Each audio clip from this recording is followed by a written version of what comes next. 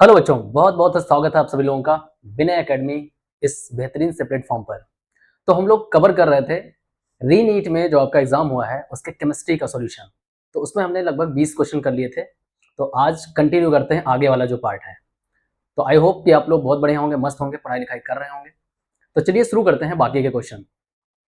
ठीक है, तो ये क्वेश्चन आपको दिख रहा है स्क्रीन पे। इस क्वेश्चन में देखो आपको बोला गया है कि करेक्ट ऑर्डर ऑफ सॉल्युबिलिटी। अब सॉल्युबिलिटी निकालने का जो तरीका है वो क्या है? सॉल्युबिलिटी निकालने के लिए आपको पहले फॉर्मूला पता होना चाहिए। जो केएसपी होता है, केएसपी अपना केएसपी इक्वल्स टू, ये होता है सॉल्युबिलिटी के इक्वल टू। अब ये सॉल्युबिलिटी आपको निकालनी आनी चाहिए। मतलब हर एक कंपाउंड के लिए सॉल्युबिलिटी अलग अलग होती है।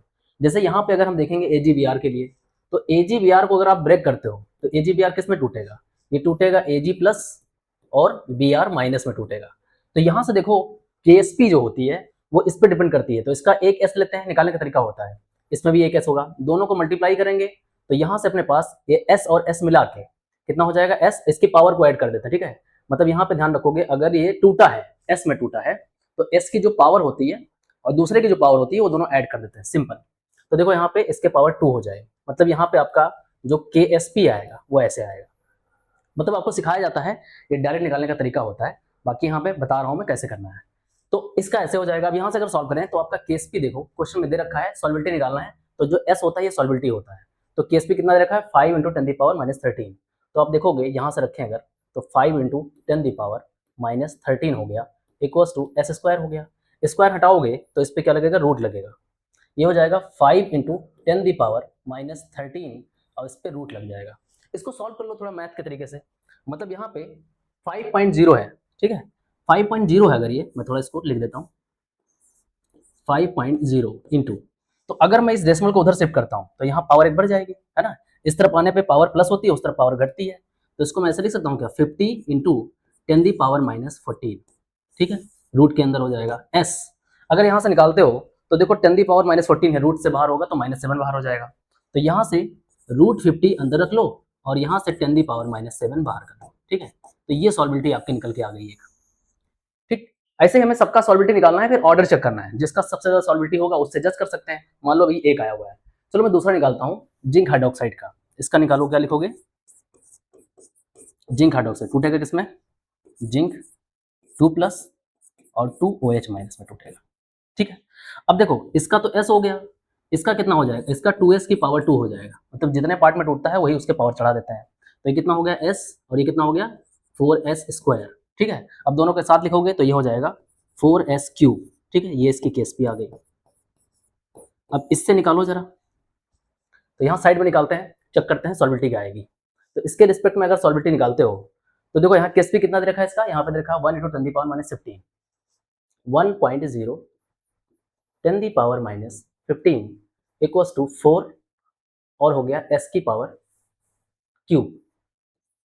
ठीक है, इस 4 को इधर भेज दे तो ये 1/4 10 पावर माइनस 15 हो जाएगा और ये S क्यूब हो जाएगा। S क्यूब को अगर यहाँ से हटाए, हमें सॉल्युबिलिटी चाहिए तो S निकालना है बेसिकली। ठीक है, तो इसको इधर भेजोगे तो क्यूब रूट लग जाएगा। तो ये हो जाएगा, इसको मैं 0.25 लिख सकता हूँ, 10 पावर माइनस 15 और इसके पावर यहाँ पे क्यूब रूट हो जाएगी। ठीक, ये आ गया सॉल्युबिलिटी। इसको सॉल्व करोगे तो देखो हमें क्या करना है कि अंदर ऐसा नंबर रखना है जो क्यूब रूट बना दे। तो कैसा बनाना पड़ेगा? यहाँ थोड़ी मैथ लगानी पड़ेगी। तो देखो यहाँ पे अगर हम इसको शिफ्ट करते हैं इस तरफ, तो इसको क्या मैं 2 पॉइंट,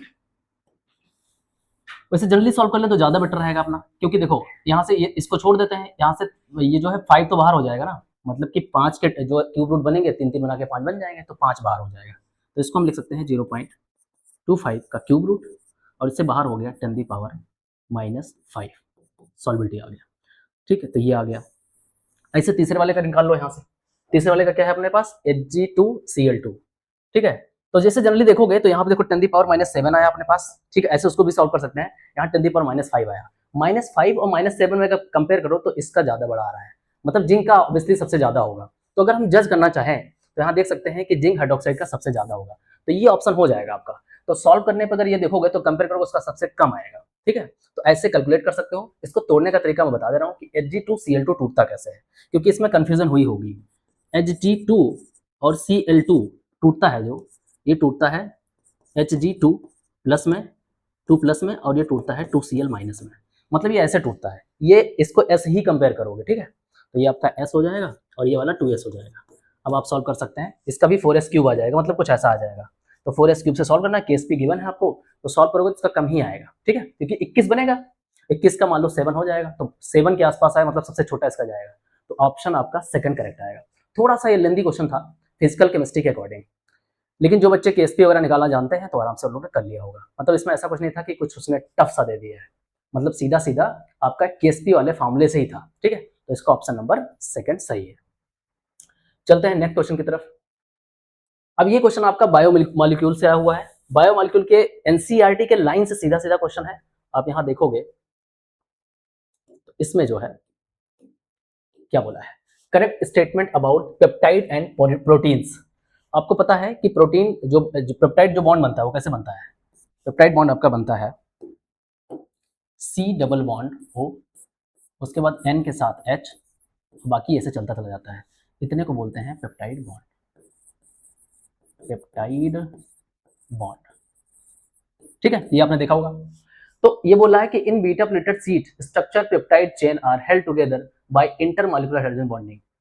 ठीक है, सही बात है, हाइड्रोजन बॉन्डिंग होती है इसमें। चलो यही बात, उससे करेक्ट ऑप्शन पूछा तो पहला ही ऑप्शन सही हो गया हिसाब से देखा जाए तो, ठीक है। तो इसमें अगर देखा जाए तो पहला ही ऑप्शन सही है। आगे देखो, in alpha helix polypeptide chain twisted into a left handed screw through a intermolecular, left नहीं राइट भी होती है, तो ये वाला गलत है, ठीक है। बस पहला सही हो गया, आपको डायरेक्ट वहां मिल गया। Tertiary structure of protein has 2 और मोर पॉलीपेप्टाइड सबमिट, ठीक है, नहीं टर्सरी नहीं, क्वाटरनरी में भी होती है, ठीक है, तो ये ऑप्शन गलत है। Only the proteins having a quaternary, ये भी गलत है, आपका सेकेंडरी में भी होता है। तो पहला वाला ऑप्शन सही है, हाइड्रोजन बॉन्डिंग से जुड़े होते हैं। हाइड्रोजन बॉन्ड आपका आपने पढ़ा होगा तो आपने देखा होगा कि बीटा प्लेटेड में भी होता है, आपका अल्फा हेलिक्स में भी होता है। हाइड्रोजन बॉन्डिंग जैसे जैसे आगे हम बढ़ते हैं, मतलब कि प्राइमरी को छोड़कर, प्राइमरी में नहीं होता है, सेकेंडरी में जो दोनों पार्ट है उसमें होता है, टर्सरी में भी होता है और क्वाटरनरी में तो होता ही होता है, ठीक है। तो बेसिकली आपने देख लिया, इसका पहला ऑप्शन सही था। चलो आगे देखें। अब ये क्वेश्चन देखो, ये क्वेश्चन एसिड बेस से आया हुआ है, मतलब सीधे एसिड बेस रिएक्शन होगी। अगर एसिड बेस रिएक्शन आपको आपने थोड़ा सा भी पढ़ा होगा, ये मान सकता हूँ कि एनसीईआरटी में शायद मेंशन नहीं है, पर ये थोड़ा सा मतलब उतना टफ भी नहीं है। अगर पढ़ाया गया होगा आपको, अगर टीचर ने पढ़ाया होगा तो आप आराम से कर सकते हैं।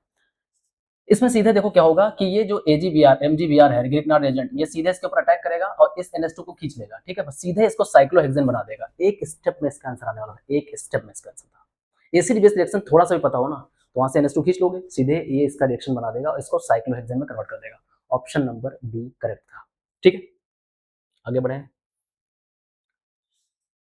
अगला क्वेश्चन लिखा है in acidic medium 10 ml of 0.5 oxalic acid is titrated. ये टाइट्रेशन से क्वेश्चन आया हुआ है। तो जैसे कि एक्सपेरिमेंट वगैरह करवाते हैं जनरली स्कूल्स में, जब टाइट्रेशन करवाया जाता है तो टाइट्रेशन में सीधे ये क्वेश्चन आता है और टाइट्रेशन में एक्सपेरिमेंट में ये चीज सिखाई जाती है। तो सीधा फॉर्मूला ये होता है कि इक्विवेलेंट, हमें जो इक्विवेलेंट वेट होता है, मतलब कि इक्विवेलेंट कंडक्टिविटी, वो दोनों में कंपेयर करनी होती है। तो जनरली फॉर्मूला ये होता है, आप सीधे देखोगे कि यहाँ से आप लिख सकते हो कि N1, सीधा सा फॉर्मूला है, सॉल्यूशन करेंगे अगर तो लिखेंगे N1 M1 B1 equals to N2 M2 और V2। इस फॉर्मूले से अब लगा सकते हो, एक ही फॉर्मूला सिखाया जाता है ये, ठीक है, टाइट्रेशन में यही फॉर्मूला सिखाया जाता है। तो देखो N1 मतलब ये होता है कि नंबर ऑफ मोल्स देखने होते हैं, ठीक है, सॉरी N फैक्टर देखना होता है। N फैक्टर आपको ध्यान रखना है, N फैक्टर, यहाँ एक छोटी सी ट्रिक होती है जो कि KMnO4 के लिए होती है। अब KMnO4 जो होता है पोटेशियम परमैंगनेट, ये टूटता है तो किसमें टूटता है, K प्लस और MnO4 माइनस, ठीक है। तो 3 मीडियम में काम करता है, ये एक खतरनाक ऑक्सीडाइजिंग एजेंट होता है। तो ये तीनों मीडियम में काम करता है, चाहे आपका ये एसिडिक मीडियम हो, चाहे आपका ये बेसिक मीडियम हो या फिर न्यूट्रल हो। तो इसके लिए ट्रिक याद रखो, क्या होता है 135 बना, इसको ऐसे याद रखता हूं, आप भी याद रखो 135 बना। ये क्या चीज है, 135 बना मतलब कि ये एक एक मीडियम में इसका एन फैक्टर है, ठीक है। जैसे देखो बेसिक मीडियम में एन फैक्टर 1 होगा, न्यूट्रल मीडियम में एन फैक्टर आपका 3 होगा, एसिडिक मीडियम में आपका एन फैक्टर 5 होगा, ठीक है। तो जनरली ये ट्रिक याद रखोगे तो मीडियम, आप देखो क्वेश्चन में साफ साफ बोल दिया कौन सा मीडियम है, एसिडिक मीडियम है। अगर एसिडिक मीडियम है तो एसिडिक मीडियम में एन फैक्टर कितना पता चल गया, 5 है। तो ठीक है, मैं KMnO4 के लिए स्टार्ट करता हूं। तो देखो इसमें दे रखा है if the volume of KMnO4 solution required to reach end point is 10 ml, तो इन्होंने वॉल्यूम दे दिया है। एन फैक्टर कितना है एसिडिक मीडियम के लिए, यहाँ साफ साफ दिख रहा है आपको 5। तो यहाँ 5 पुट कर दो। मोलरिटी आपको निकालनी है, स्ट्रेंथ मतलब मोलरिटी है, ठीक है।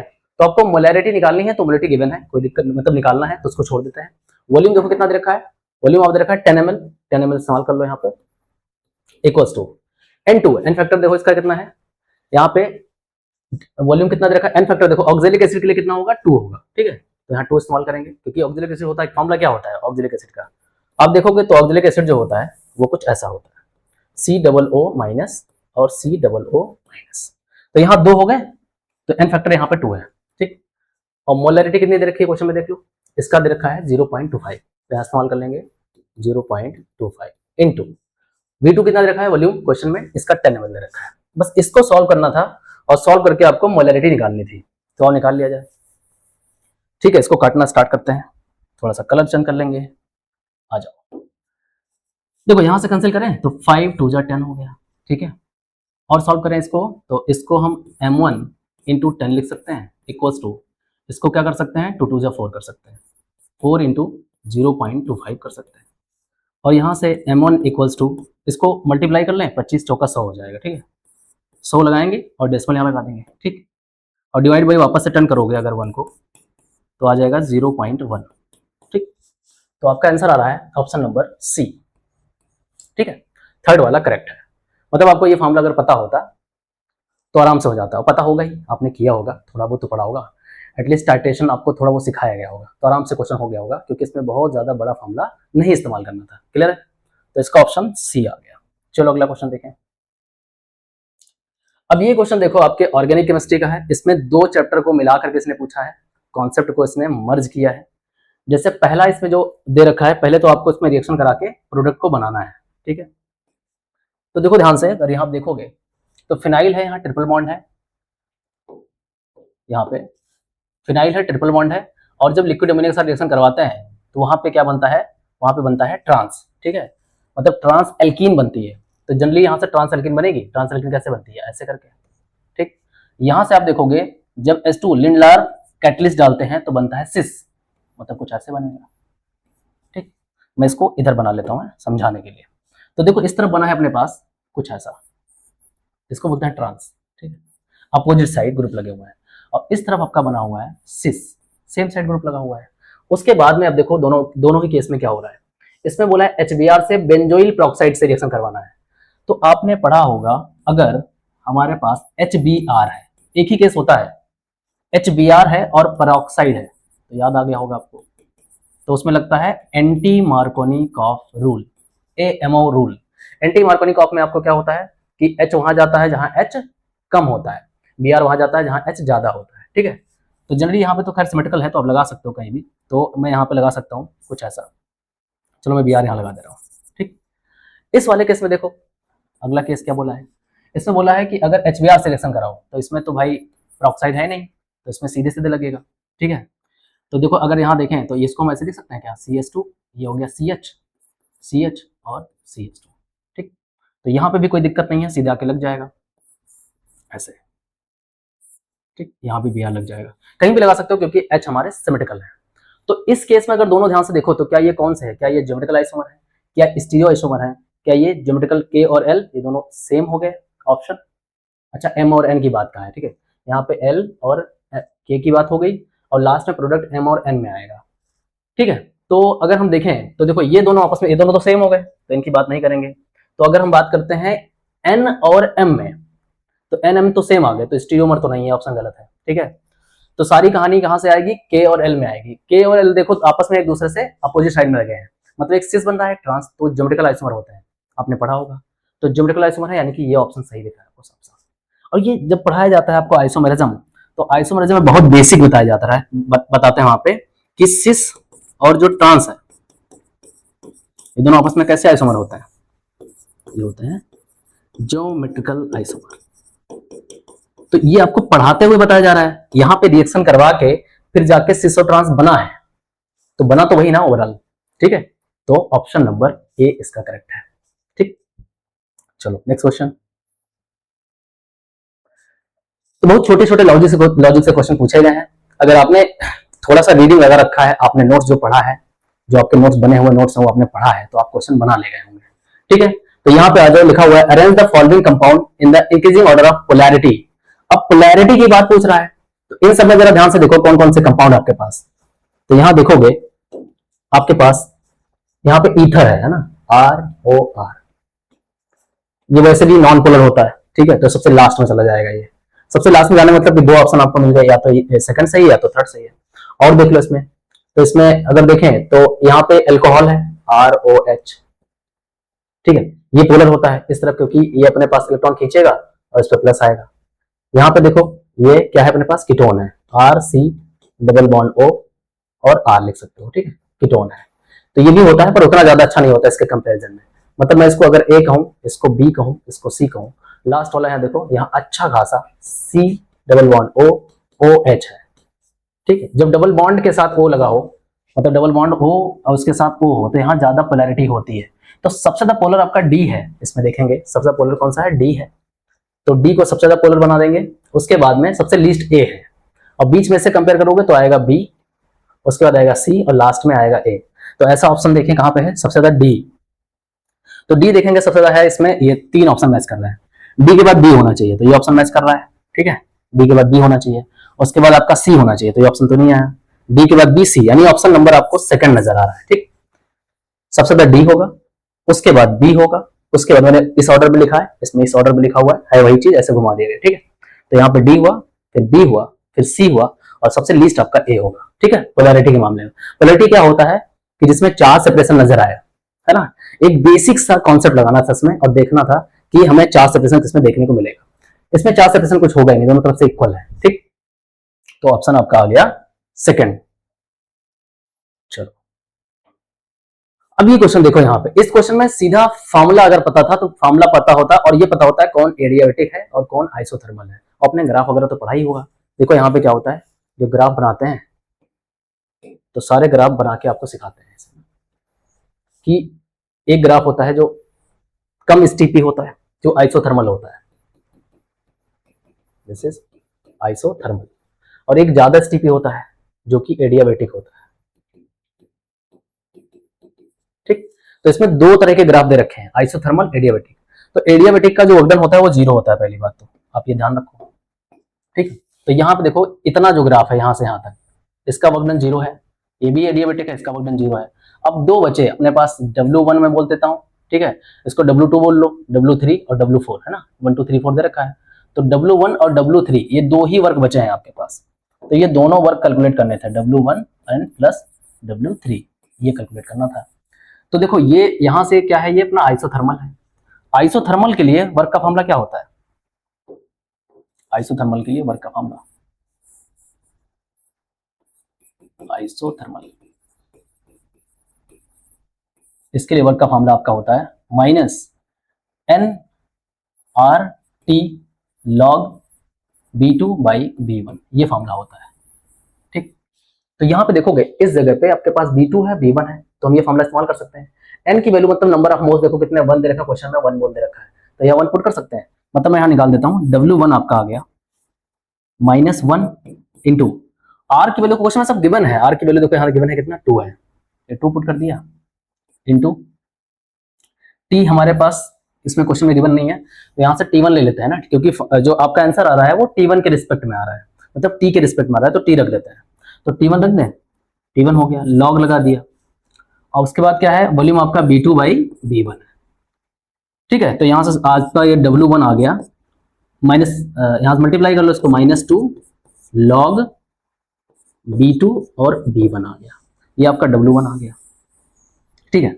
इसी तरह से आप W2 निकाल लो, W2 आपका यहाँ से देखो ये जीरो हो चुका है, W3 निकालेंगे आप, ये दोनों तो जीरो हो ही चुके हैं ना, ये वाला W2 और W4 ये जीरो है तो उनको हटा देते हैं, बस हमें क्या निकालना है, W1 और W3 दोनों ऐड कर देना, आंसर आ जाएगा।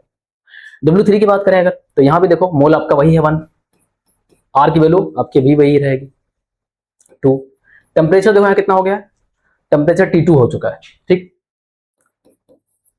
इंटू लॉग वॉल्यूम देखो कहां से कहां पहुंचा है जैसे यहाँ पे वॉल्यूम आपका B2 से B1 है, ठीक है, B2 से B1, तो ये देखो यहाँ से क्या होगा, B4 से B3, ठीक है, मतलब बड़ा वाला ऊपर और छोटा वाला नीचे, तो ये हो जाएगा आपका B4 B3। सॉल्व कर दें इसको, तो W3 equals to -2 T2 log B4 and B3। तो ये आपका W3 आया, ये आपका W1 आया। अगर दोनों को ऐड कर दो तो आपको ऑप्शन नंबर कौन सा नजर आ रहा है? थर्ड। ठीक है, देख लो। वैसे भी यहाँ W1 प्लस W3 लिखा हुआ है, डायरेक्ट हम कर सकते थे। ठीक है, और बाकी सॉल्व करके आपका पूरा आंसर भी आ रहा है। ध्यान से देखो इसको, -2T1 log B2/B1 ये वाला दिख रहा है आपको। फिर दोनों माइनस में है ना, ये भी माइनस, वो भी माइनस में है। दूसरा वाला है T2 log B4/B3 ये वाला आ रहा है आपका। तो इस तरह से ऑप्शन नंबर थर्ड इसका करेक्ट आंसर है। ठीक है, तो ये फॉर्मूला बेस्ड था थोड़ा, बस थोड़ा सा लॉजिक भी लगाना था कि हमें एडियाबेटिक और आइसोथर्मल पता होना चाहिए कि एडियाबेटिक का वर्क डन 0 हो जाता है ना। तो ये ध्यान रखो। चलो, अच्छा क्वेश्चन, थोड़ा मान सकते हैं इसको, बढ़िया क्वेश्चन था। अब ये क्वेश्चन आप देखिए, ये क्वेश्चन आपका डेना ब्लॉक से है, हीटिंग इफेक्ट से है। जब आप KMnO4 पढ़ते हो, KMnO4 पोटेशियम परमैंगनेट के बारे में पढ़ते हो, तो वहां पे हीटिंग इफेक्ट इसका बताया जाता है और इसका मार्क भी कराया जाता है। मैं तो स्पेशली अपने बच्चों को स्टार लगवाता हूँ कि भाई ये एक बहुत इंपॉर्टेंट क्वेश्चन है, बोर्ड में भी बहुत पूछा जाता है, अक्सर पूछा जाता है, और रीनीट में भी आ गया आपका। तो क्या होता था, KMnO4 को जब हीट करते थे तो क्या बनता था भाई? KMnO4 को हीट करो, इसको जैसे हीट करोगे तो इसमें बन जाएगा ये K2MnO4 plus MnO2 plus O2 gas भी निकलती है। तो उसका सीधा आंसर, अगर ये थोड़ा सा पता हो कि हाँ हीटिंग इफेक्ट में होता था, तो आपका सीधा आंसर आ गया ये। देखो ऑप्शन कौन सा है, ये रहा ऑप्शन नंबर थर्ड। इसमें कोई मैथ नहीं लगानी है, इसमें कोई हमारे पास कोई ऐसा फॉर्मूला नहीं है। ठीक है, यहाँ आपको सीधे हीटिंग इफेक्ट मालूम होता तो सीधे काम बन जाता। हीटिंग इफेक्ट में ये तीन चीज बनती ही है। ठीक है, इसको क्या बोलते हैं? Heating effect.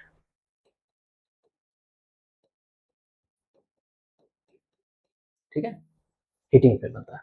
देखो इसका कलर चेंज भी आता है ना, कलर चेंज याद करो, इसको तो याद कर लेना एकदम से। इसका कलर कैसा होता है? पर्पल। अब पर्पल कलर से जैसे इसको हीट करते हैं, इसका कलर कैसा हो जाता है? ग्रीन। तो ये हीटिंग इफेक्ट है ना एक तरह से। ठीक है, इसका कलर कैसा होता है? ब्राउन। भाई ये कलर देता है ना, तो ये एक तरह से हीटिंग इफेक्ट होता है।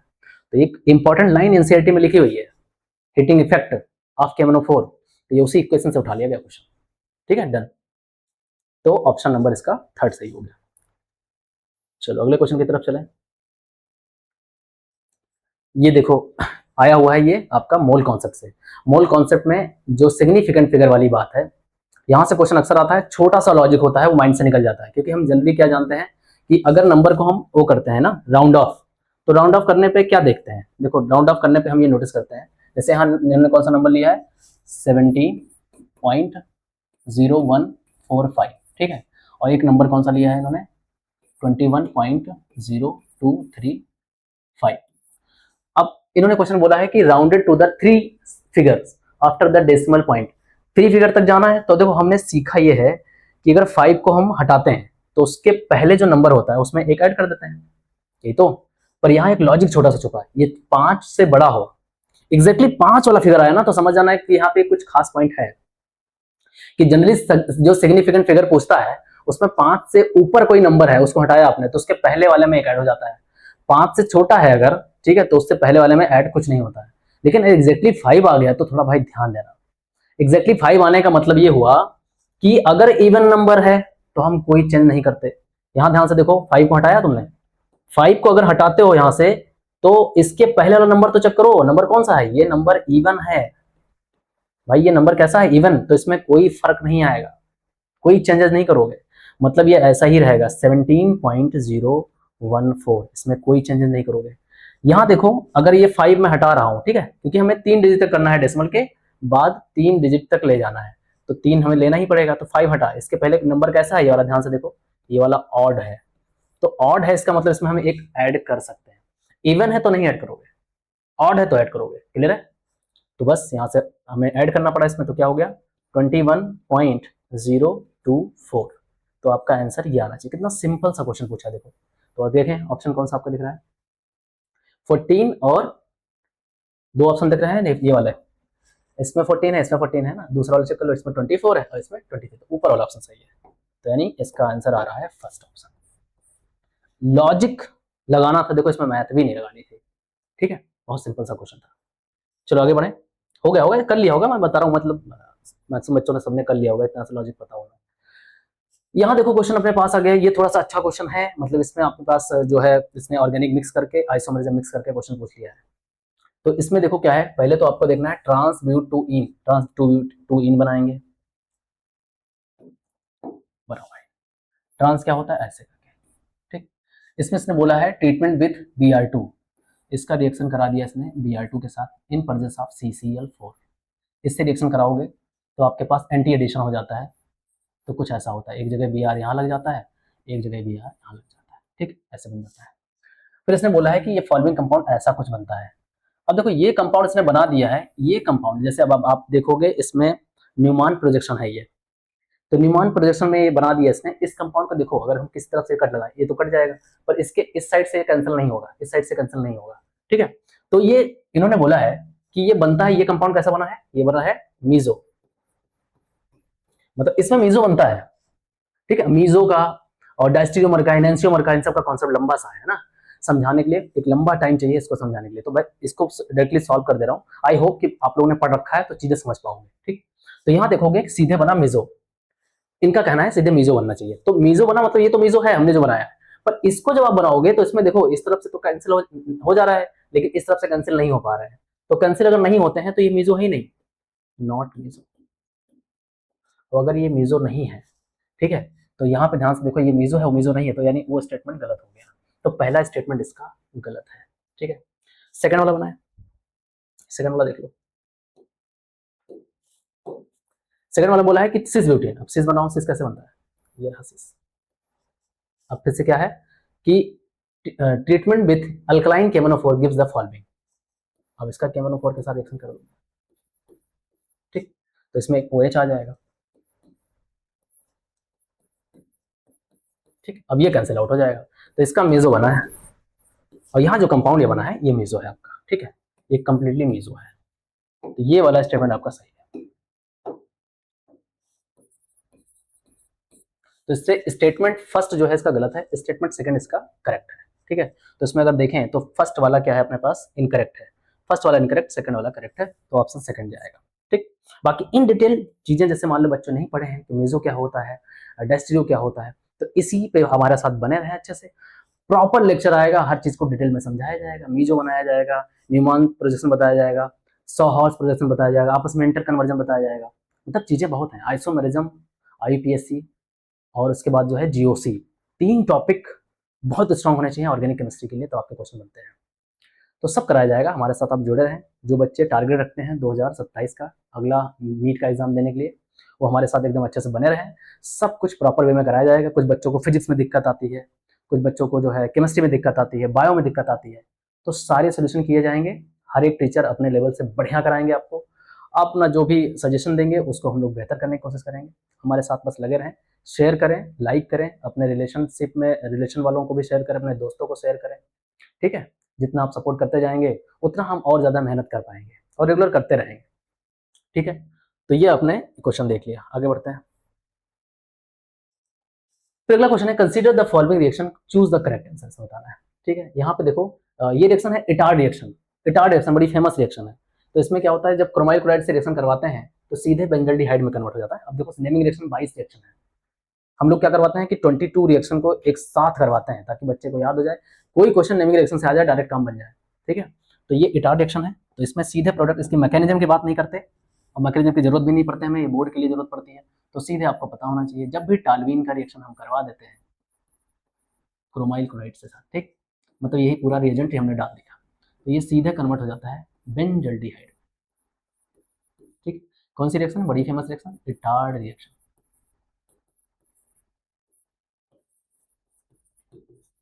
ठीक है। अब देखो, अब यहां से बोला है कि on treatment with bromine water compound P gives a white PPT, कह रहा है कि अगर इसका जो ये बेंजल्डिहाइड बना है इसका रिएक्शन हम किससे, ब्रोमीन वाटर से कराते हैं, नहीं भाई, ब्रोमीन वाटर से रिएक्शन किससे करवाते थे, याद करो, फिनॉल से करवाते थे ना, फिनॉल देता है, फिनॉल में जब हम ब्रोमीन वाटर डाल देते थे तो क्या होता था, ये इसमें बहुत ज्यादा इसके मॉलिक्यूल हो जाते थे और ये हर जगह अटैच हो जाता था ना, देखो यहाँ से हर जगह Br Br Br आगे अटैच हो जाता था, ऐसा कुछ, यहाँ Br यहाँ बी आर और यहाँ बी आर, ये होता है वाइट पीपीटी। ठीक है, तो ये वाला ऑप्शन तो गलत है ना, पहला वाला ऑप्शन इसका गलत है। चलो आगे देखें। अगला है compound P obtain by the hydrogenation of benzoyl chloride PD BaSO4। Benzoyl chloride क्या होता है, जरा ध्यान से देखो।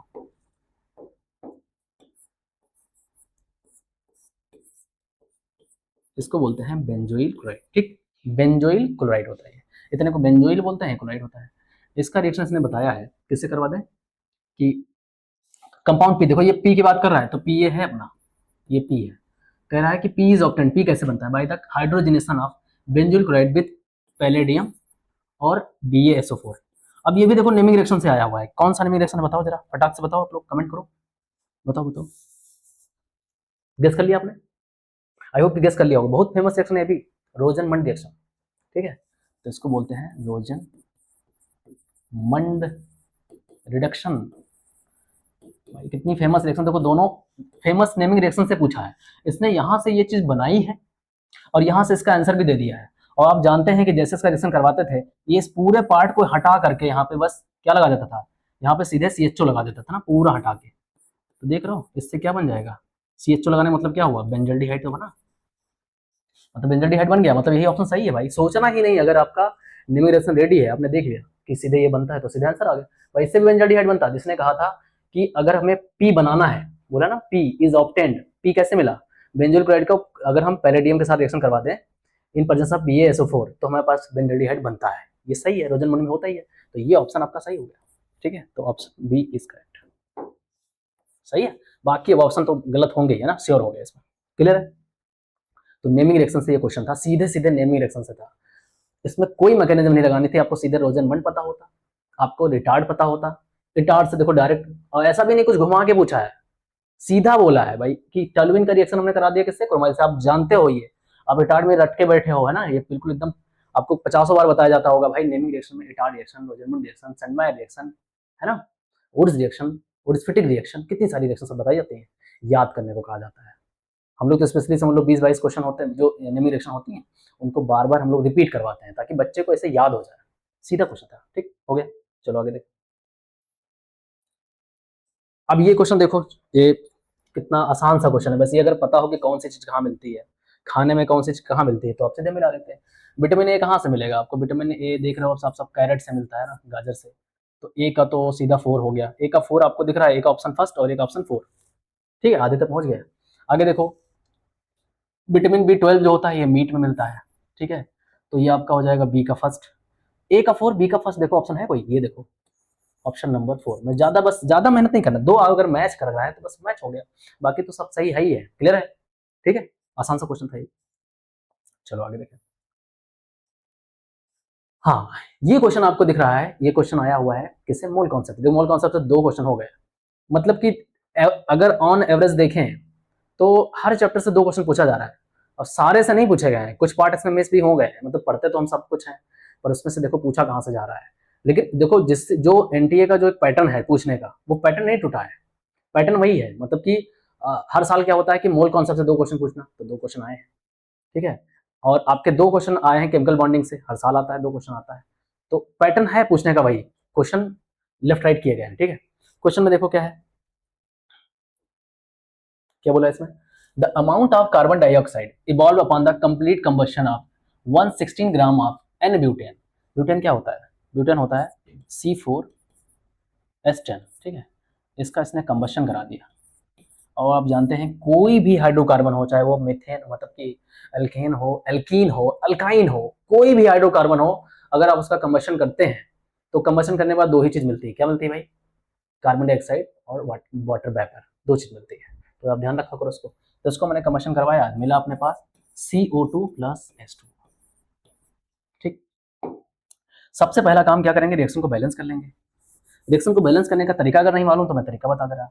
सबसे पहले देखो, इसको एक जनरल फॉर्म में लिख लिया करो। यहाँ मैं जनरल फॉर्म लिख दे रहा हूँ, CXHY plus O2 gives out CO2 plus H2। देखो जनरल फॉर्म ये होता है कि जितना कार्बन है, यहाँ X देख रहे हो, जितना कार्बन है उतना ही कार्बन डाइऑक्साइड बनता है कंबशन में। ठीक है, तो यहाँ हो गया XCO2। जितना हाइड्रोजन है उसका हाफ बनता है वाटर वेपर, तो इसका हाफ कर दो, ये हो गया y/2। ठीक, और ये कितना बनता है, ये x प्लस y/4 बनता है। तो इतनी रिक्वायरमेंट पड़ती है ऑक्सीजन की। तो ये एक जनरल फॉर्मूला होता है, अगर याद रखो तो ये मैं तो सीधे बताता हूँ बच्चों को, ये आपको याद रखना होता है। कंबशन से क्वेश्चन सीधा इस फॉर्मूले से ही आता है, इकलौता फॉर्मूला है यार, चाहे एल्केन हो, चाहे एल्कीन हो, चाहे एल्काइन हो। यहाँ तक कि ये फॉर्मूला आपका वैलिड हो जाता है अल्कोहल के लिए भी, उसको अगर कंबशन करवाते हो तो। ठीक, तो ये लगाया जाए। देखो कितने हैं, 4 हैं, 4 है ना, इसके हिसाब से जैसे x था तो x CO2 बन गया, तो 4 है तो 4 CO2 बन गया। ठीक है, अगर यहाँ 10 हाइड्रोजन है तो 10 का हाफ कर दो तो 5 आपका H2O बन जाएगा। और इसको अगर निकाले यहाँ से तो 4 प्लस 10/4 ये आ रहा है, ये O के लिए बोल रहा हूँ ना, तो 2 2 जा 4, 2 5 जा 10।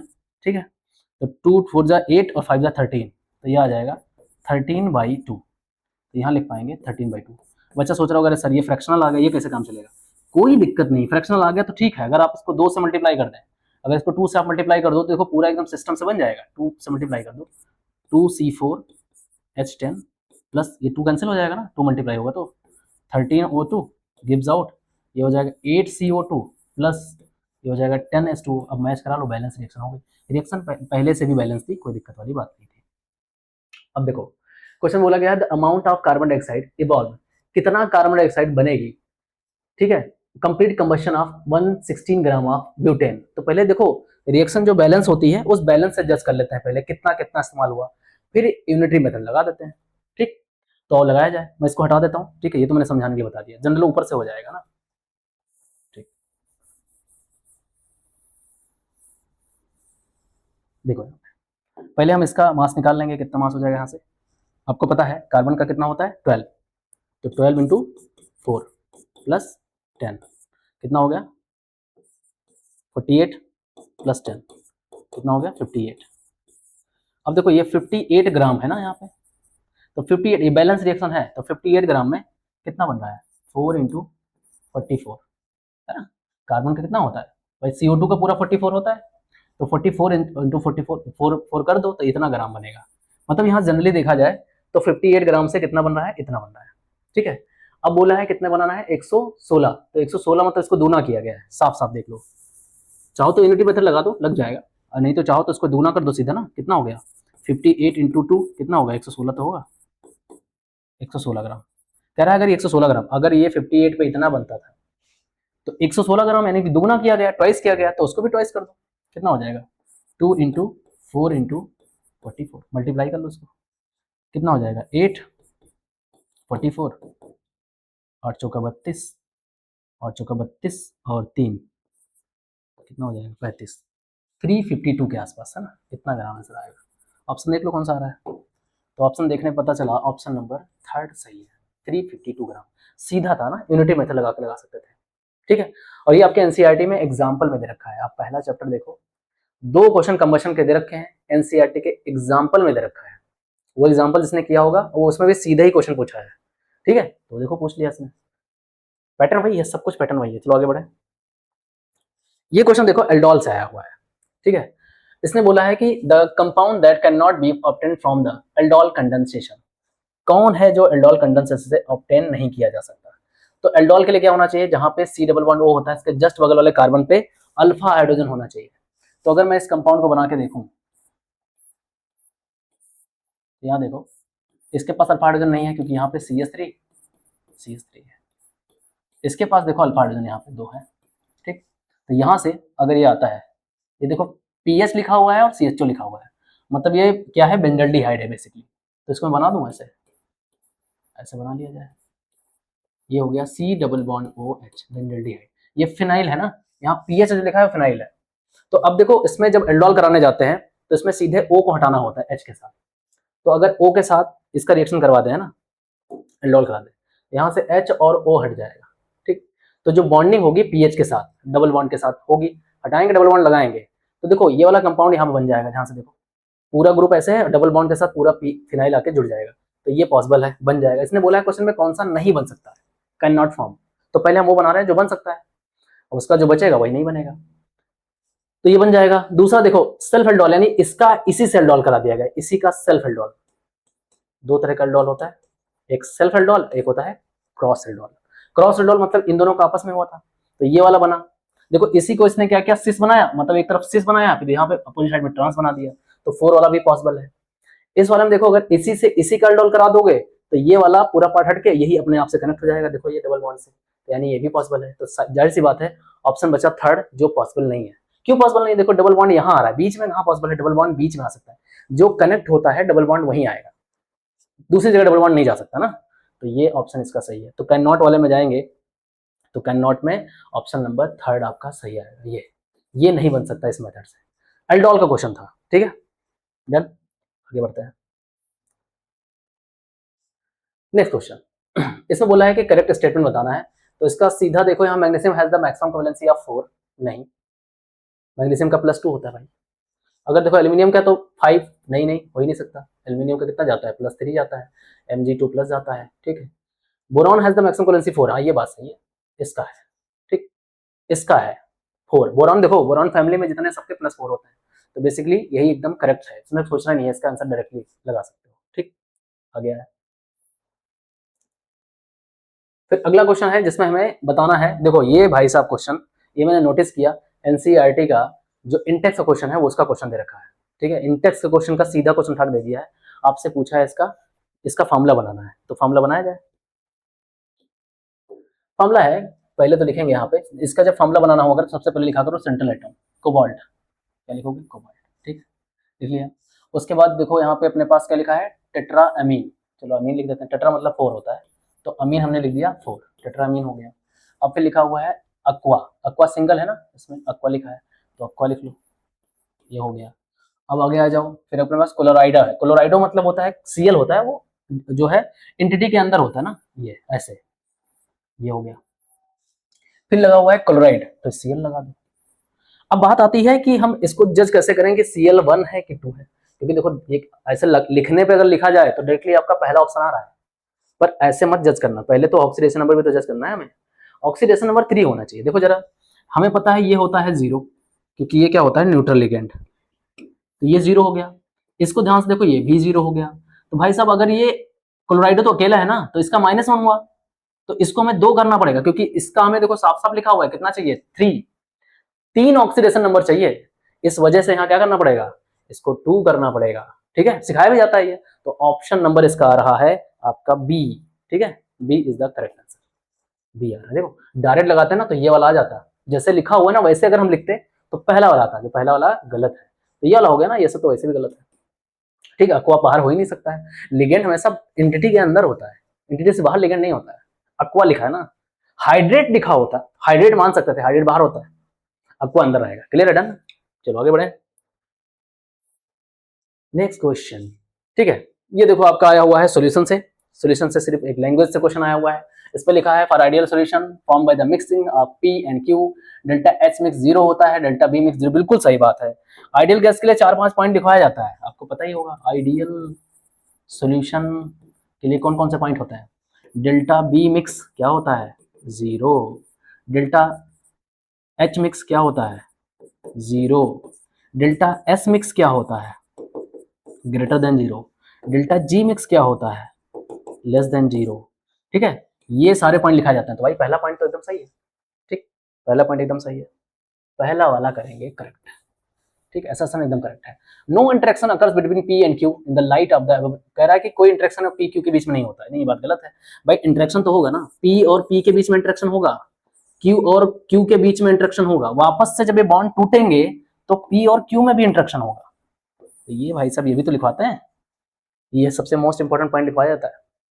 तो इसने बोल दिया कि इंटरेक्शन नहीं होता, ये वाला गलत है, असर्शन करेक्ट है, रीजन गलत है। देखिए कौन सा ऑप्शन सही है, A is correct, R is not correct, तो यानी ऑप्शन नंबर ए सही है इसका, ठीक है, फर्स्ट ऑप्शन, फर्स्ट ऑप्शन सही है। बहुत सिंपल सा क्वेश्चन था, ठीक है, इसमें कोई लॉजिक नहीं लगाना था, सिर्फ आपको पता होना चाहिए कि उसके प्रॉपर्टीज क्या थे, काम बन जाता है। नेक्स्ट क्वेश्चन देखो, identify the reaction which gives aniline as the, aniline, aniline क्या होता है भाई, बेंजीन रिंग पे NH2 लगा होता है, उसको बोलते हैं एनिलीन, और बनाया जाए एनिलीन, ये रहा आपका एनिलीन,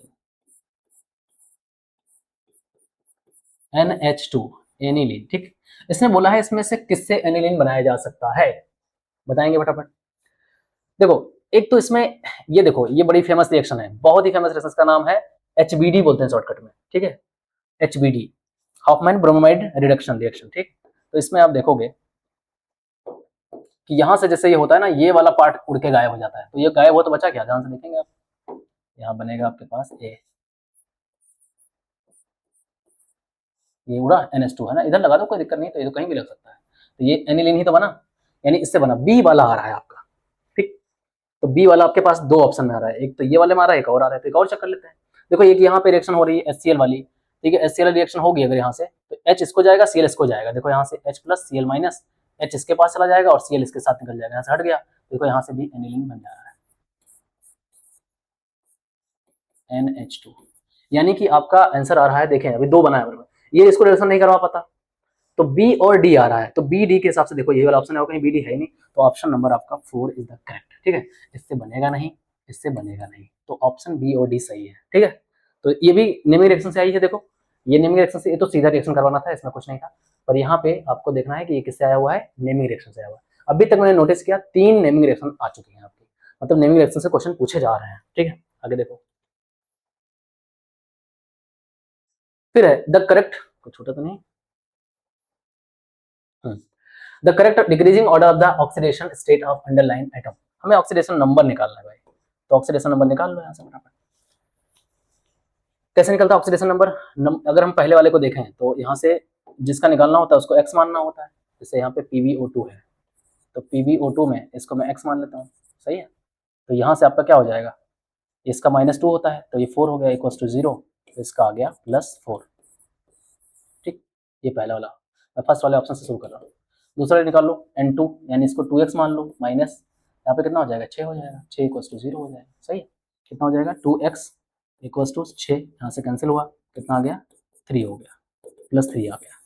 अच्छा इसमें आ जाओ, SO3 में आ जाओ, SO3, तो यहाँ से कितना आ जाएगा, इसको x मानो और इसका कितना हो गया, -6 इक्वल टू 0, तो यहाँ से कितना आ जाएगा। अब देखो यहाँ पे एक चीज़ और देखना है हमें कि जैसे फार्मूला लगाओगे तो फार्मूले से हमेशा सही नहीं आता है, यहाँ तो देखो 6 आ रहा है वैसे तो सॉल्व करके, पर अगर मैं इसका स्ट्रक्चर बना के देखता हूँ S ऐसे करके, ठीक है, वैसे जहाँ तक इसका करेक्ट ही है फार्मूले से भी, क्योंकि कुछ एक्सेप्शन भी होते थे, आपने पढ़ा है। तो यहाँ देखोगे कि इन दोनों में ज़्यादा इलेक्ट्रोनेगेटिव कौन है, तो एक ट्रिक होती है, कौन सी ट्रिक होती है, फोन कॉल ब्रो,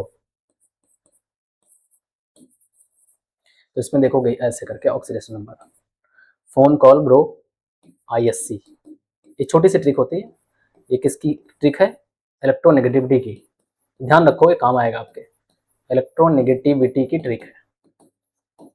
तो यहाँ आप देखोगे कि इस जो ज्यादा इलेक्ट्रोनेगेटिव होता है वो अपनी तरफ इलेक्ट्रॉन खींचता है, तो इन दोनों में अगर देखोगे तो ऑक्सीजन यहाँ है और सल्फर यहाँ है, मतलब ज्यादा इलेक्ट्रोनेगेटिव है, तो इसके पास -2 आएगा बॉन्ड के हिसाब से, तो इसके पास +2 आ जाएगा, ऐसे यहाँ भी -2 और ये हो गया +2, इसके रिस्पेक्ट में देखोगे तो -2, ये बॉन्ड टूटा, इस पर +2, तो टोटल 6 आ रहा है, कोई दिक्कत नहीं है, तो +6 आ रहा है। तो अगर मैं यहाँ से देखूँ तो डिक्रीजिंग ऑर्डर बोले ना, डिक्रीजिंग ऑर्डर, तो पहले में 2 तक सही था और उसके बाद तीसरे में गलत हो गया, तो पहला ऑप्शन गलत है, ठीक। अब आते हैं सेकंड ऑप्शन की तरफ, ठीक है, इसको हटा दें, चेक करते चलेंगे, हटाते जाएंगे। सेकंड पे P4, तो इसको हम 4x मान लेते हैं और यहाँ से कितना आ जाएगा, 6 दूनी 12 इक्वल टू 0 आ जाएगा, तो आ जाएगा 4x इक्वल टू, यहाँ से आ जाएगा 12, इसको कैंसिल करेंगे तो आ जाएगा 3 +3 आ गया, ठीक। अच्छा इसको निकालें अगर, तो यहाँ से आ जाएगा 2x - 14 इक्वल टू 0, कितना आ जाएगा, 2x इक्वल टू, समझ रहे हो, -2 ले रहा हूँ मैं इस पर, कितना आ गया 14, ये आ गया 7 +7, देखो डिक्रीजिंग ऑर्डर बोला है इसने, तो ये +3 से +7 हो रहा है, मतलब ये इंक्रीज हो रहा है, ठीक। तो ये भी गलत हो गया, सेकंड ऑप्शन भी गलत है ना, पहले सबसे बड़ा होना चाहिए, फिर उससे छोटा, फिर उससे छोटा, तो 2 ही पे चेक हो गया, इसको छोड़ दिया मैंने, इसको उठा लेते हैं, तो ये हो जाएगा 4x - 20 इक्वल टू 0, तो ये आ जाएगा 4x इक्वल टू 20, ये आ गया 5 +5 आ गया। अगला वाला देखो SO3, यहाँ पे कितना आया था, +6 आया था ना, ये तो इसी में गलत हो गया, डिक्रीजिंग ऑर्डर है ना, यहाँ निकाला था ना अभी अपना, +6 आया था, तो ये भी गलत हो गया, ये भी ऑप्शन हटा दो, तो ज्यादा चेक नहीं करना है, यानी ऑप्शन नंबर 4 सही है ना। 3 तक गलत हो गया तो इसका मतलब चौथा वाला अपना सही होगा, तो उसमें सोचना है, क्लियर है। तो ऐसे चेक कर सकते, सिंपल सा क्वेश्चन था, मतलब फॉर्म लेवल लगा के सॉल्व करना था, तो ये कि चारों चेक करना पड़ेगा, इसमें मेहनत करनी पड़ जाएगी बस। अगला क्वेश्चन, अगला, for the following reaction sequence choose the correct option. हाँ इस क्वेश्चन में देखो कि सॉल्व तो कर लोगे, फिर उसके बाद आपको ऑप्शन सजेस्ट करना पड़ेगा इसका आंसर, इसने लिखा है बेंजीन है, बेंजीन से हमने रिएक्शन करवा दिया इसका। ये वैसे तो फिडरक्राफ्ट एसाइलेशन रिएक्शन है, फिडरक्राफ्ट एसाइलेशन रिएक्शन है। तो क्या बनेगा, जरा रिएक्शन करवाओ यहाँ से। यहाँ से बन जाएगा कुछ ऐसा बेंजीन, और इसको मैं ऐसे तोड़ के लिख दे रहा हूँ ना, CH3 C double bond OCl। इसका रिएक्शन जब हम AlCl3 से कराएंगे, ठीक है, और कुछ है इसमें AlCl3। और उसके बाद सेकंड देखो, ये खास बात लिखी है, ये पॉइंट याद रखा करो, अगला वाला NaOCl है, ठीक है, ठीक है। इसको जनरली हम लोग तोड़ करके मतलब वो रिएक्शन करवाते हैं हाफमैन। जो चौथी या पांचवी नेमी रिएक्शन हो चुकी है, एक रिएक्शन होती है हेलोफॉर्म रिएक्शन, ठीक है। तो हेलोफॉर्म रिएक्शन में NOCl NOI लिख देते हैं ना, तो ये ध्यान रखोगे। देखो यहाँ से Cl निकला, पहले तो हम इससे चले ना, फर्स्ट वाले से Cl निकला और ये जाके इसके साथ इसके H को खींचा, किसी H को खींच लो, कोई दिक्कत नहीं, इसके साथ अटैच करा दो। तो पहले स्टेप से हमारा ये बनेगा, पहले से हमारा क्या बन गया, C डबल बॉन्ड O और यहाँ पे CH3, ये बन के तैयार हुआ, ठीक। अब अगले स्टेप में देखो क्या है, अगले स्टेप में NaOCl, यानी कि यहाँ पे होने वाली है हेलोफॉर्म रिएक्शन, हेलोफॉर्म रिएक्शन। अब हेलोफॉर्म रिएक्शन अगर आपको याद हो, तो हेलोफॉर्म रिएक्शन में जैसे मान लो दो कार्बन डबल बॉन्ड है, वो उसके जस्ट बगल वाले कार्बन, यानी कार्बन आपको देखना होता है, अगर आपके पास एक कार्बन है, ठीक, एक कार्बन का बन जाता है आपका क्या, उससे बन जाता है हेलोफॉर्म। हेलोफॉर्म मतलब कि डिपेंड करता है, यहाँ पे आपको देखना है, यहाँ पे Cl है तो क्लोरोफॉर्म बनेगा, I है, ये हो सकता है ना NaOI हो तो हाइड्रोफॉर्म बन जाता, हो सकता है ये NaOBr हो तो ब्रोमोफॉर्म बन जाता। वैसे जनरली ये ब्रोमोफॉर्म वाला ज्यादा फिजिबल नहीं होता, ये दोनों फिजिबल होते हैं ना। तो यहाँ पे Cl दे रखा है, कोई दिक्कत नहीं, क्वेश्चन में Cl है, तो एक तो क्लोरोफॉर्म बनेगा और एक बनेगा कार्बोक्सिलिक एसिड का सॉल्ट, ठीक है। तो दो चीज यहाँ बनने के तैयार है, एक बनेगी आपकी कार्बोक्सिलिक एसिड, तो कौन सी कार्बोक्सिलिक बनेगी, है ना, बेंजीन रिंग से जुड़ा हुआ तो बेंजोइक एसिड बन जाएगा, इसका सॉल्ट बना लेना, Na हो जाएगा। और दूसरा वाला जो बन जाएगा वो क्लोरोफॉर्म बन जाएगा, तो CHCl3 बन जाएगा, यानी आपका एक बना P और एक बना आपका Q। अब देखते हैं ऑप्शन में क्या कहानी है। ऑप्शन में देखो, कह रहा है P gives carboxylic acid on acidification, सही बात है, पहले तो सॉल्ट बनेगा ना, मैंने बना दिया डायरेक्टली, हालांकि पहले सॉल्ट बनता है, फिर एसिडिफिकेशन पर P बन जाता है, यानी कि कार्बोक्सिलिक बन जाता है। गिव्स पॉइजनस गैस, कह रहा है क्यों देता है poisonous gas on exposure to the air, बहुत सही। ये क्वेश्चन आपका जो है एनसीईआरटी उसमें नीट में पहले भी पूछा जा चुका है, लेकिन सीधा सीधा पूछा गया था कि क्लोरोफॉर्म को बताते भी हैं, क्लोरोफॉर्म को अगर हम सीधा सीधा बंद करके रखते हैं ना क्लोज में, क्लोज कंटेनर में, क्यों रखते हैं क्लोज कंटेनर में, इसलिए रखते हैं हम लोग क्योंकि अगर उसको आपने ओपन कर दिया, ओपन करने से क्या होगा कि वो एयर के कॉन्टेक्ट में आके ऑक्सीडाइज हो जाएगा, ऑक्सीडाइज हुआ ना तो वो पॉइजनस हो जाएगा, वो कार्बोनिल क्लोराइड बना लेता है जिसको फास्जीन गैस बोलते हैं, बहुत ही फेमस है ये। तो देखो यहाँ पे उसने जो है लैंग्वेज में बता दी, जो बात इसने बताई है वो लैंग्वेज में बताई है, तो आपका ये देखो साफ साफ पहला ऑप्शन एकदम करेक्ट है, सोचना ही नहीं है। जो ये है पी, जो है इसने बोला, ये जो पी वाला पार्ट जो बना था पहले सोडियम के साथ इसका सॉल्ट बना, इसका जब हम क्या कर देंगे, इसका कह रहा है कि एसिडिफिकेशन कर देंगे, मतलब H प्लस डाल दो, जैसे H प्लस डालोगे, जैसे H प्लस डालोगे, देखो यहाँ Na है, ठीक है, जैसे H प्लस डालोगे एसिडिफिकेशन करोगे, यहाँ से निकल जाएगा, ठीक है, और सीधे कार्बोक्सिल बन जाएगा, वो बात सही है। और दूसरी बात ये देखो, ये क्यों क्या है, क्लोरोफॉर्म है ये भाई, इसको अगर आपने हवा में रख दिया ऐसे तो क्या होगा, हवा में या लाइट, हवा या लाइट कुछ भी पड़ जाए तो ये CHCl3 कन्वर्ट हो जाती है जहरीली गैस में, CHCl3 हवा में यानी O2 में, और लाइट के एक्सपोजर में ये कन्वर्ट हो जाती है COCl2 में, जिसको कार्बोनाइल क्लोराइड बोलते हैं या फिर इसको फास्जीन गैस भी बोलते हैं। ये जहरीली गैस होती है, यानी यही वाला सही है, option first is correct answer. Clear है, लैंग्वेज से बोला है क्वेश्चन में, लैंग्वेज से, लैंग्वेज अगर जिसको पता है तुरंत कर लेगा। चलो आगे देखो, ठीक है, ये वाला हो चुका, आगे फिर ये आया हुआ है आपका फिजिकल केमिस्ट्री का क्वेश्चन वापस। इसमें 2 moles of an ideal gas undergoes free expansion, 10 litre से 100 लीटर में जा रहा है, आपके पास टेम्परेचर दे रखा है 300 kelvin, the value of entropy पूछा है सिस्टम का और सराउंडिंग का, ठीक है। तो देखो सिस्टम का फॉर्मूला होता है इसका,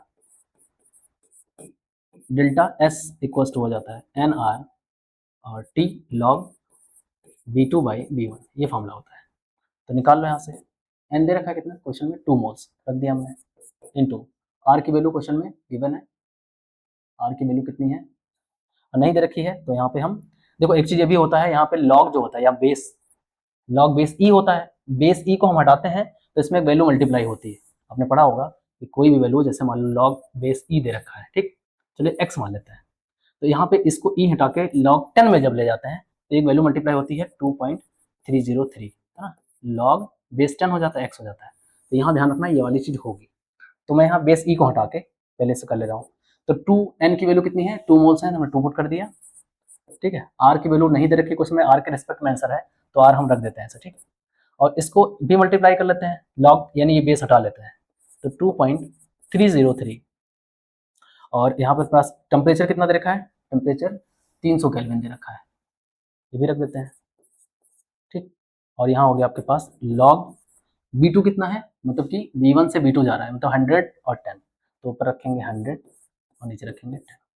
इसको सॉल्व कर लें, कितना आ जाएगा यहाँ से आपका आ गया 2, इसको मल्टीप्लाई कर लें, ये हो गया 606 और 2 2 जा 4, यानी ये आ गया, इसके साथ आर आ गया। यहाँ सॉल्व कर लें अगर तो इनटू ये हो गया अपने पास 300 इंटू ये कैंसिल होके आ जाएगा आपका 10, है ना, यहाँ आ गया आपका 10। लॉग 10 की वैल्यू 1 हो जाती है ना, ये 300 हो गया लॉग 10 और लॉग 10 की वैल्यू 1 हो जाएगी, तो ये आ जाएगा 4.606 आर इंटू 300, ठीक है। तो इसके आसपास आंसर है। इस पर टेम्परेचर, अच्छा सॉरी मिस हो गया मुझसे, इस पर टेम्परेचर नहीं होता है, इस मामले में टेम्परेचर नहीं लेता है, एन आर लॉग V2/V1 होता है। टी लेते हैं वर्क में, है ना, जो पीछे भी क्वेश्चन हमने किया था, इस पर टी को हटा देते हैं, ठीक, तो ये टी नहीं रहेगा। तो सीधे देखो यहाँ पे 4.606 आर आ जाएगा। तो आप देखोगे कि इसमें आंसर दो वाइज कर रहे हैं, एक तो आपके पास सेकंड वाला, एक अपने पास थर्ड वाला। तो सराउंडिंग का निकाल लो, देखो सराउंडिंग का 0 हो जाएगा, ठीक है, सराउंडिंग का 0 हो जाता है क्योंकि इसमें वॉल्यूम बढ़ता है तो 0 हो जाता है। तो बेसिकली इसका अगर देखा जाए तो आपका 0 होना चाहिए, क्योंकि देखो यहाँ पे अगर देखें तो उसमें 0 नहीं, नेगेटिव है, तो ये ऑप्शन डिस्कार्ड कर देंगे, तो ऑप्शन आपका मैच कर रहा है सेकंड वाला, ठीक है। सिस्टम का इतना आ जाएगा और सराउंडिंग का 0 हो जाएगा, तो सेकंड आ जाएगा। ये फॉर्मूला थोड़ा ध्यान रखना, ठीक है, टी यहाँ पे यूज नहीं करेंगे, बस ये टी हटा दो, आपका आ जाएगा, ठीक, टी नहीं इस्तेमाल करना, ठीक। मतलब फॉर्मूला इसका delta S equals to N R log V2/V1 होता है, ठीक। प्रूविंग में कट जाता है ना, टेम्परेचर कट जाता है फॉर्मूला जब निकालते हैं तो, ठीक है, क्लियर हो गया। बस फॉर्मूले में ध्यान रखना, बस इतना सा मिस्टेक हुआ था। चलो आगे देखें।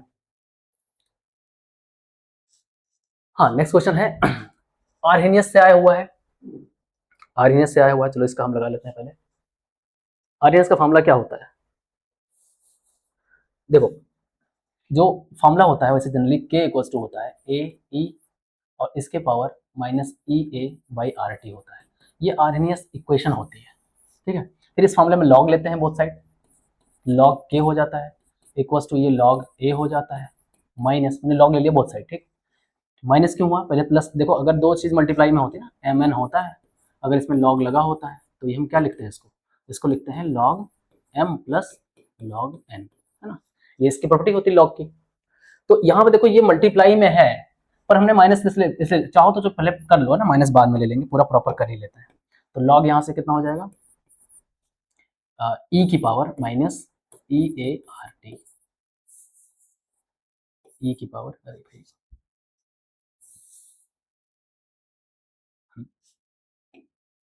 क्या है अपने पास, लॉग ई की पावर यहाँ से माइनस ई ए अपॉन आर टी, ठीक।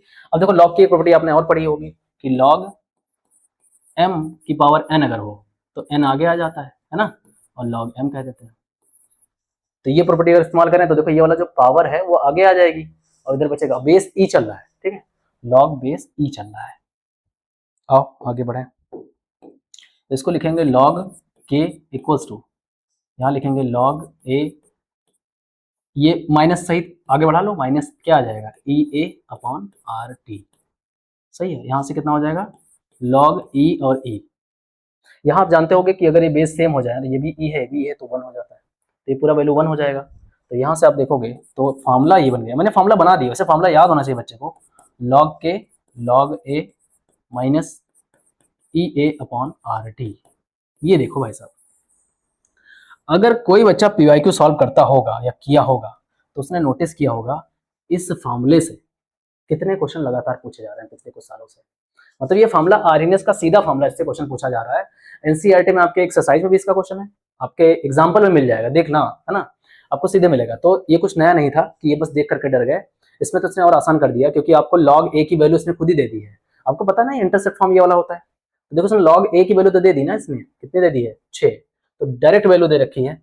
और देखो इसने ये भी बोल दिया क्वेश्चन में कि if the energy of the activation, ये एनर्जी आपको दे रखी है 6.64 किलो जूल, और जो आर की वैल्यू दे रखी है वो जूल में दे रखी है, तो इसको भी जूल में कर लो, 1000 से मल्टीप्लाई कर लो, कर लें तो देखो यहाँ से एक्टिवेशन एनर्जी जो आ जाएगी, यही तो है एक्टिवेशन एनर्जी, कितनी है 6.64, इसको मैंने 1000 से मल्टीप्लाई किया, क्यों किया, ताकि ये भी जूल में कन्वर्ट हो जाए। ठीक, तो कितना आ जाएगा यहाँ से 664, और 3 जीरो बढ़ा लो पहले, उसका डेसिमल लगा दो 2, तो इतना आ जाएगा, तो ये 2 जीरो हटा ही देते हैं ना, तो ये आ गया इतना जूल। अब आसान हो जाएगा, ये जूल आ गया, एक्टिवेशन एनर्जी आ गई आपकी।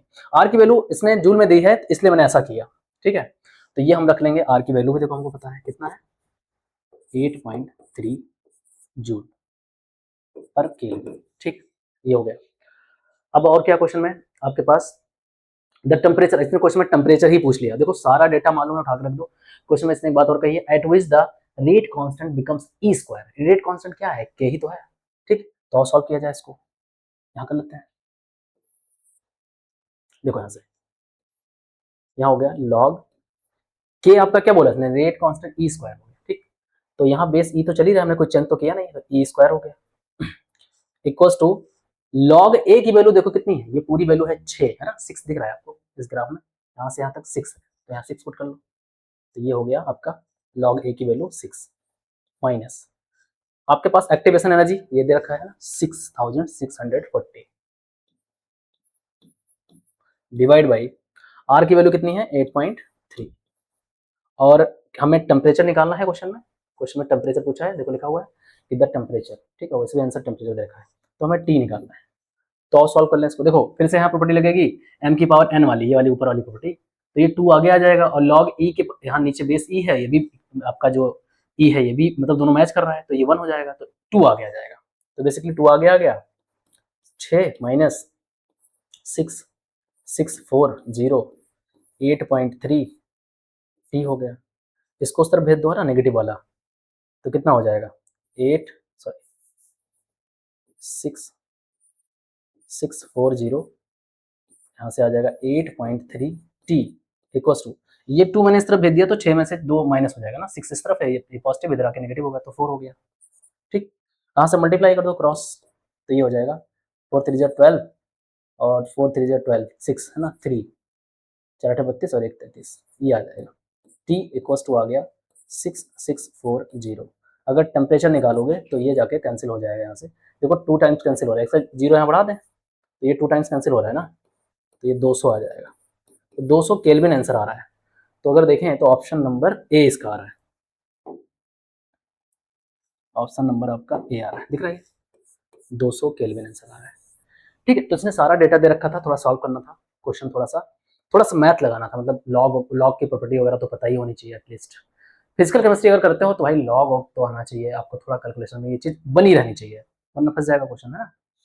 इससे क्वेश्चन भाई आ रहे हैं, जो बच्चे अगली तैयारी कर रहे हैं ध्यान रखें, इससे क्वेश्चन हर साल पूछा जा रहा है, आर्हेनियस से ही पूछा जा रहा है, तो थोड़ा इससे क्वेश्चन कर लेना, ये करके रखो रेडी, और प्लस जो एनसीईआरटी में गिवन है वो जरूर कर लेना, क्लियर है, गड़बड़ बिल्कुल मत करो। चलो आगे आ जाओ। हाँ, तो अगला ये है कि consider the following statement about the mixing of two liquid, दो लिक्विड को जब मिक्स करते हो तो ideal solution does the form obey Raoult law, बिल्कुल सही फॉलो करता है। तो अगला है mixture of chloroform and acetone, negative देता है, बिल्कुल सही देता है, तो ए बी इसका सही आ रहा है, और कोई ऑप्शन है भी नहीं, तो ऑप्शन थर्ड इज करेक्ट, है ना। इसमें तो खाली पढ़ के लगाना था, अगर आपको प्रॉपर्टी पता हो। देखो 2 क्वेश्चन इसके आ चुके हैं राउंड ला के, पहले भी डेल्टा मिक्स वाला था जो कि था आपका आइडियल सोल्यूशन से, और यहाँ भी देखो आपसे राउंड ला से पूछा है, आइडियल सोल्यूशन का ही क्वेश्चन है। आइडियल सोल्यूशन के 2 क्वेश्चन पूछने का मतलब बहुत बड़ी बात होगी। फिर ये देखो आपके पास, ये भाई एनसीईआरटी का आपके पास डिब्बा एक बना हुआ है, उस डिब्बे में सबका लिखा हुआ है कि किसका कितना एनर्जी लेवल होता है, वहां से डायरेक्ट पूछा गया है। The highest occupied molecular orbital Na2 का कितना होगा, तो आप देखोगे Na2 का निकाल के, तो कुछ ऐसा चलता है ना, पूरा मैं लिखने की कोशिश करता हूँ, पूरा क्या होता है sigma 1s, sigma star 1s, sigma 2s, sigma star 2s, उसके बाद क्या होता है अपना सिग्मा 2p जेड, उसके बाद होता है pi 2p x equals to pi 2p z, अच्छा z हो चुका है, y 2p y, उसके बाद होता है pi star 2p x, pi star 2p y, उसके बाद होता है सिग्मा 2p स्टार, अच्छा सिग्मा स्टार होता है, सिग्मा स्टार 2p z। देखो यहाँ तो मैंने जनरली लिख दिया, वैसे कॉन्फ़िगरेशन में ये अपना याद रखना होता है। इसमें दो कैटेगरी होती थी ना, एक में इलेक्ट्रॉन जब 14 से कम होते हैं, एक वो कैटेगरी होती थी, एक में जब इलेक्ट्रॉन 14 से ज़्यादा होते थे तो एक वो कैटेगरी होती थी।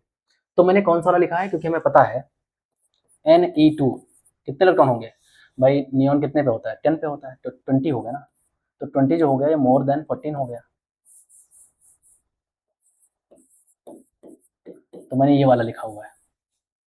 अब इसमें इलेक्ट्रॉन की अगर फिलिंग मैं करना शुरू करता हूँ तो इसमें दो भरेंगे, दो दो दो दो दो दो, सब में दो दो भरते जाओ, चेक कर लेते हैं पहुंचे कितना ना, देख लो, दो दो चार छः 10 दो 12 दो 14 दो 16 दो 18 दो 20, अब अगला वाला हाईएस्ट में जाएगा, ठीक है। तो ये बोला है कि किस में गया हुआ है, highest occupied molecular orbital for any two के लिए चेक कर लो किस में आ रहा है।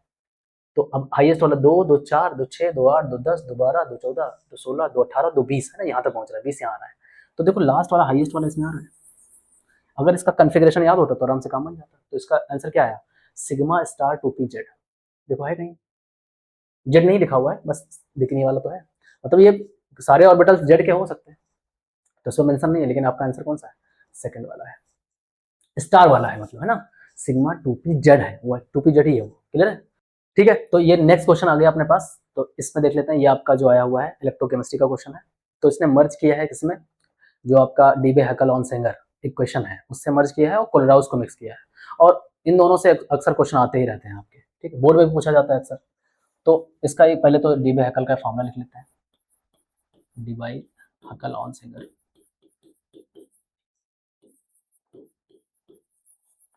तो डीबाई हैकल ऑनसेंगर का फॉर्मूला अपने पास होता है स्ट्रॉन्ग के लिए। देखो ये फॉर्मूला स्ट्रॉन्ग इलेक्ट्रोलाइट के लिए वैलिड है, इसमें लिखा है क्वेश्चन में कि for a salt XY which is strong electrolyte, इसने बोल दिया है, तो आसान कर दिया है। तो स्ट्रॉन्ग इलेक्ट्रोलाइट के लिए हो जाएगा molar conductivity equals to limiting molar conductivity minus B, और यहाँ आ जाएगा आपके पास कंसंट्रेशन सी, ठीक है।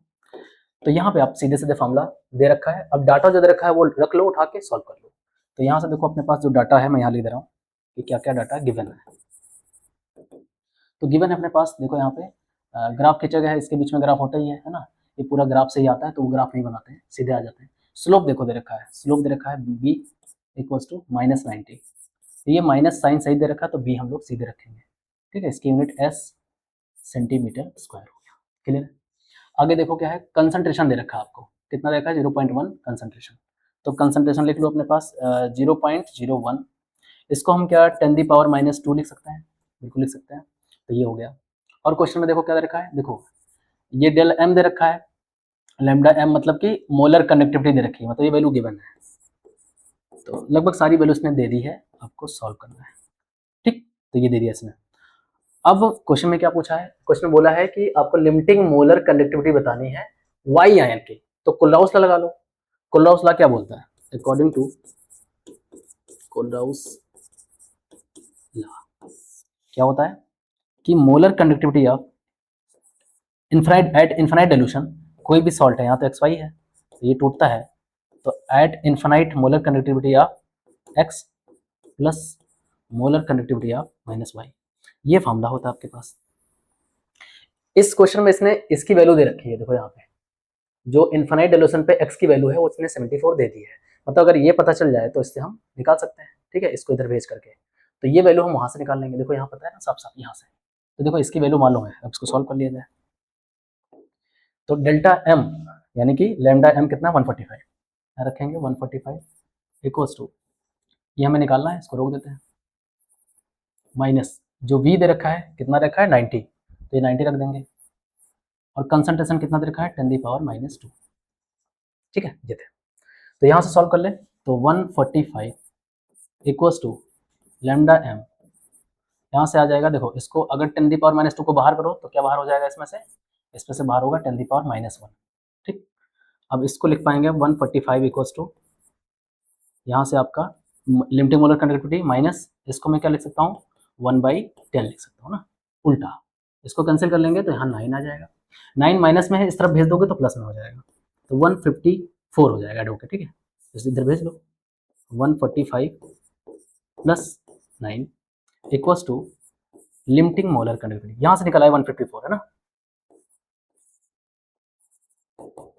154। अब इसका इस्तेमाल यहाँ कर लें इस फॉर्मूले में। ठीक है, तो यहाँ इस्तेमाल कर लेंगे, आ गया 154 इक्वल्स टू, यहाँ से इसकी वैल्यू गिवन है कितनी है 74, तो 74 plus limiting molar conductivity of Y ion, इसको इधर भेज दें। ठीक है, तो limiting molar conductivity of Y ion equals to, यहाँ से लिख पाएंगे 154 माइनस 74, तो माइनस कर लोगे तो 4 से 4 गया आया 0 और 15 से 7 गया आया 8, तो 80 आंसर आएगा। तो इस तरह से ऑप्शन नंबर आपका सी आ जाएगा।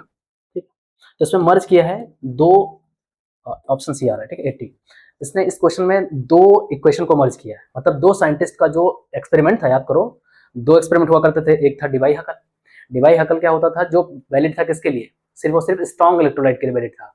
बीक के लिए वैलिड था कौन सा, कोल्हाउस वाला। तो इसने क्या किया है कि स्ट्रॉन्ग वाला बीक के साथ मर्ज करके पूछा है, थोड़ा सा इंटेलेक्चुअल क्वेश्चन है लेकिन दोनों को मिक्स किया है। उसमें तो लगाने में थोड़ा सा दिक्कत हुई होगी, मान सकते हैं थोड़ा सा, ये मॉडरेट से थोड़ा ऊपर लेवल का क्वेश्चन था। आ जाते हैं लास्ट क्वेश्चन की तरफ, ये आपका रहा। ये तो भाई छोटी सी ट्रिक से याद रखते हैं इसको। ठीक है, इसमें बोला है गेन एंथैल्पी, तो इसका ट्रिक होता है कल फिर बाहर आई एंटी, है ना, ट्रिक होता है ऐसे, इसको याद रखते हैं। तो कल इसको ऐसे याद रखोगे, कल फिर बाहर आई एंटी, है ना, ऐसे होता है। आगे लिखना चाहो तो टसन में बोलते हैं, याद करने का तरीका होता है। तो देखोगे इसमें कल फिर बाहर आई anti, option number A is the correct answer. ठीक है, तो इस तरह से आपका पूरा मैंने सॉल्व करा दिया है, केमिस्ट्री का पूरा पार्ट कवर हो गया है। अगर आप प्रॉपर हमें सपोर्ट करते रहेंगे तो हम धीरे धीरे चीज़ें लाना शुरू करेंगे। वैसे इस चैनल पर हमारे साथ जुड़े रहें, सब चीज़ें प्रॉपर वे में होने वाली हैं। आपका पूरा केमिस्ट्री, पूरा फिजिक्स, पूरा बायो, सब कुछ प्रॉपर वे में हर एक टीचर सारा सिलेबस कवर कराएगा, जिसमें आपका सब कुछ कवर अप होगा, लाइन बाय लाइन एनसीईआरटी भी कवर अप होगी। हम लोग एक साथ लगा के क्लिप ये भी बताएंगे आपको कि देखो एनसीईआरटी से कैसे क्वेश्चन पूछे जा रहे हैं, एग्जैक्टली उठा के कहाँ से, ये भी डिस्कस करेंगे। आपका पीवाईक्यू भी हम यहाँ पे करा देंगे, जितना भी पीवाईक्यू आज तक आया है उसको हम लोग सारे पीवाईक्यू यहाँ पे कवर करा देंगे। मतलब आपको ये नहीं लगेगा कि किसी और चीज के लिए हमें कहीं और जाना है, आपको एक पर्टिकुलर इसी प्लेटफॉर्म पे सब कुछ मिल जाएगा। तो अपना ध्यान रखें, मस्त रहें, पढ़ाई लिखाई करते रहें। मिलते हैं इसी चैनल पे, विनय एकेडमी पे, और आपके लिए नए सेशन में नई चीज लेकर के। तब तक अपना ध्यान रखें, मस्त रहें, पढ़ाई लिखाई करते रहें। Thank you.